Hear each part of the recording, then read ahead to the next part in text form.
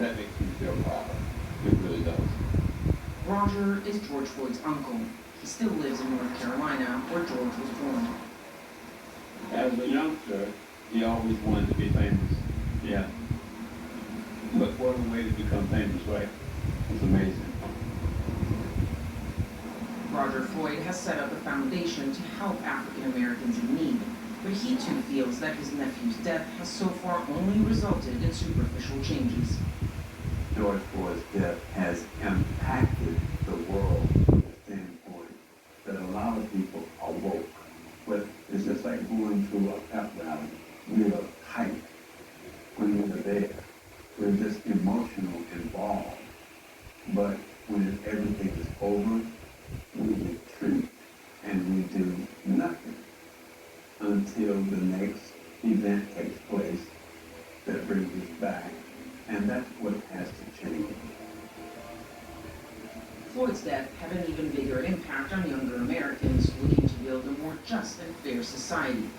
At Howard University, one of the country's 107 historically black colleges and universities, many believe change can come through higher education. Education in America was largely segregated, but it was our HBCUs, right, that had that commitment and played the role in providing access and bringing, the very large community of recently emancipated, formerly enslaved people, providing them with education to now enter a further political and economic opportunity in the U.S. And so HBCUs today continue to play that strategic role, building on that wonderful legacy. This role is seen as even more crucial at a time when some Republican states are banning funding for diversity, equity, and inclusion programs in state schools. Not only have we struggled with how to talk about race, now we actually have folks who are putting in place legislation and proposing policies that prevent us from even having that conversation, as if having the conversation itself is problematic.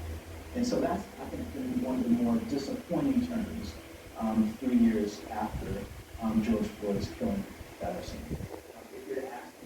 Warrington Sabree is a second-year law student. He was 23 when Floyd was killed and remembers thinking he had to do something to make things change. It reinvigorated a lot of us as Black leaders to say, okay, well, what's going to be our next strategy? How can we capitalize on this moment and not make sure that it's not just a moment?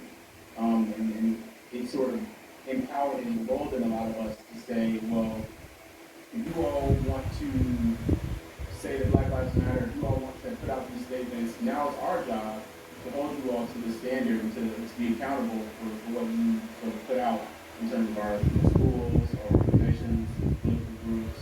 We don't want to leave, our generation the way that we found it. From use of force policies to implicit bias training, police departments across the country are slowly implementing reforms. Officers are more often being held accountable for wrongful killings. But real change takes time. Police killings were still on the rise last year, and blacks are still 3 times more likely than whites to be killed by the police.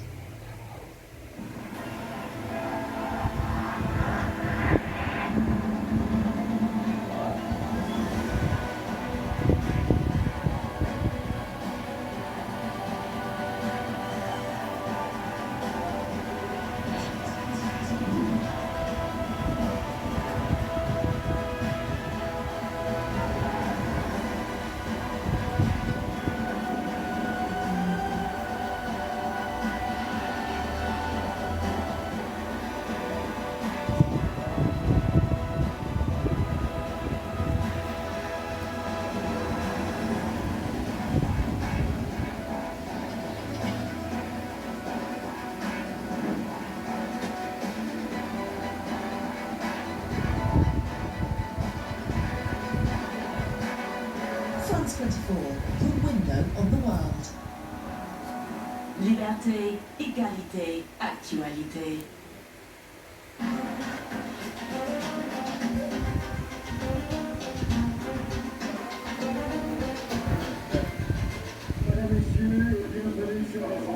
Even death could not silence him.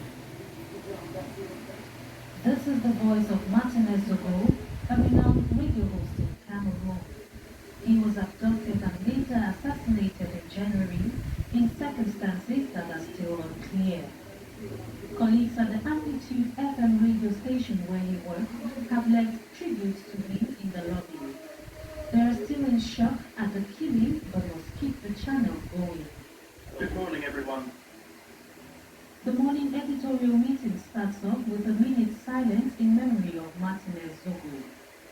3 months after his death, the team is still adjusting to the absence of the popular presenter.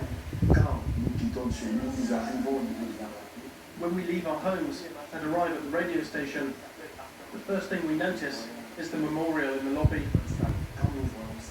When we see it, it makes us want to cry. For 12 years, Martinez Zogo was host of the morning current affairs show, and Buteyashin hasn't replaced him, choosing instead to rebroadcast his old episodes. You can still hear Martinez Zogo in this studio between 9:30 a.m. and noon. We've decided to his show on Buteyage will almost be the same, but will eventually get a new host. Zogo's death sent shockwaves through Cameroon, and it exposed the plight of journalists and whistleblowers who uncover potentially damaging information. Paul Chuta was abducted by unknown men one evening last year in the capital's Damas neighborhood. This is the exact spot where I was kidnapped. They drove off after taking me. I was taken to a car and we left.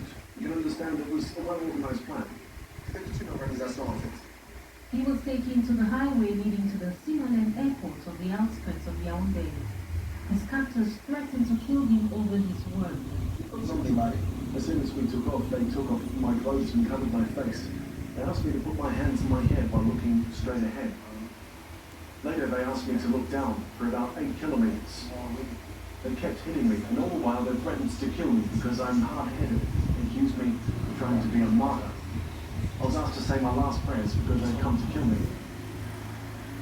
It was here. The reporter was tortured and left for dead on this patch of wasteland.